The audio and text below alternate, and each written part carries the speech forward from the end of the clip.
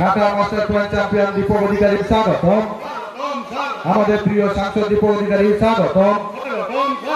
Dhaka master plan champion Deepak Adhikari স্বাগতম। আমাদের প্রিয় সাংসদ দীপক অধিকারী স্বাগতম। আমাদের প্রিয় সাংসদ দীপক অধিকারী স্বাগতম। Dhaka master plan champion Deepak Adhikari স্বাগতম। আমাদের প্রিয় সাংসদ দীপক অধিকারী স্বাগতম। আমাদের প্রিয় সাংসদ দীপক অধিকারী স্বাগতম। আমরা অত্যন্ত আনন্দিত আমাদের মধ্যে উপস্থিত হয়েছেন আমাদের প্রিয় সাংসদ champion of Ghatal master plan Deepak Adhikari মহোদয় বেদ। আমি সাংসদ প্রতিনিধি রামপদ মান্নাকে মঞ্চে আসার জন্য অনুরোধ করছি। আমাদের সভাপতি ম্যাডাম শ্যামলী সর্দার মহোদয়া মঞ্চে আসার জন্য অনুরোধ করছি। ইতিমধ্যেই মঞ্চে আছেন প্রশান্ত রায়, আমাদের তাপস ঘটক বিশিষ্ট সমাজসেবক, অত্যন্ত ঐকান্তিক প্রচেষ্টার মধ্য দিয়ে তার জন্য তিনি এই আয়োজন করেছেন।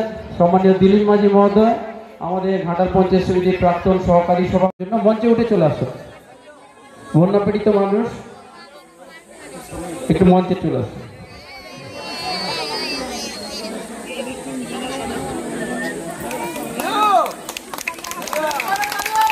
আমাদের ত্রিপল থেকে শুরু করে বিস্কুটের প্যাকেট, কিছু চাল, আলু থেকে শুরু করে আমরা বন্যাপীড়িত মানুষের হাতে এটা দীপক অধিকারী মহোদয়।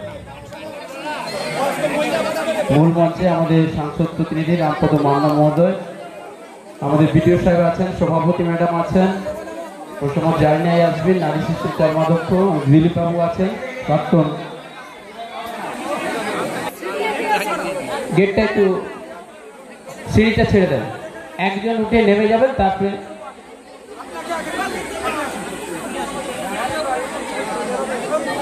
আমাদের মামাটি মানুষের মুখ্যমন্ত্রী মমতা বন্দ্যোপাধ্যায় সবসময় যে নির্দেশ দেন সেই নির্দেশ অনুযায়ী আমরা কাজ করি।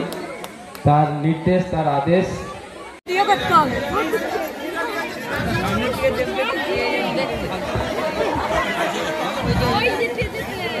নমস্কার। আমি জানি এখানে বন্যার পরিস্থিতি বা আপনারা খুবই কষ্টের মধ্যে আছেন।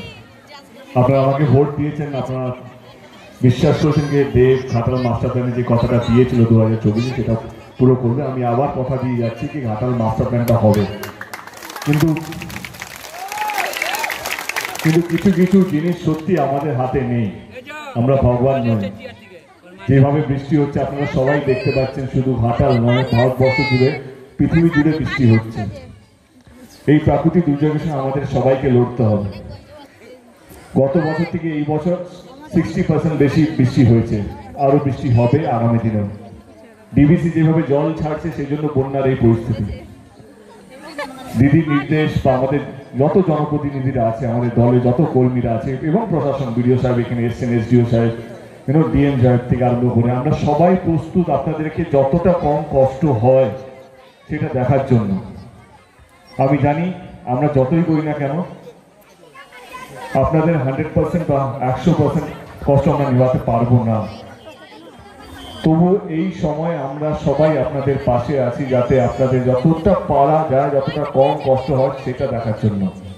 রাস্তাঘাটের অবস্থা খুব খারাপ। আজকেই আমরা আলোচনা হলো এসডিও অফিসে কি প্রথম প্রায়োরিটি থাকবে কি কোথায় কোথায় রাস্তাঘাটগুলো জলের জন্য, বৃষ্টির জন্য, বন্যার জন্য খারাপ হয়ে গেছে, সেই রাস্তাগুলোকে মেরামত করা 1-2 মাসের মধ্যে।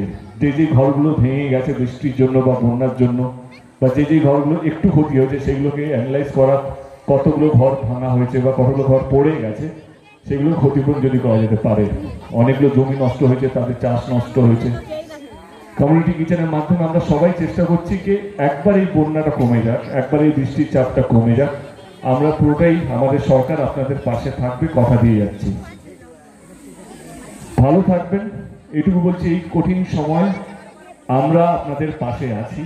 একটু ধৈর্য এবং ঠাকুরকে প্রার্থনা করি যে একটু কম বৃষ্টি, যাতে বৃষ্টি দরকার কিন্তু বৃষ্টির সাথে বন্যা দরকার নেই। তো অতটাই বৃষ্টি দিন যতটা আমরা সামলাতে পারি, অতটাই দিন। থ্যাংক ইউ সো মাচ, অসংখ্য ধন্যবাদ আপনারা এসেছেন। Thank you so much.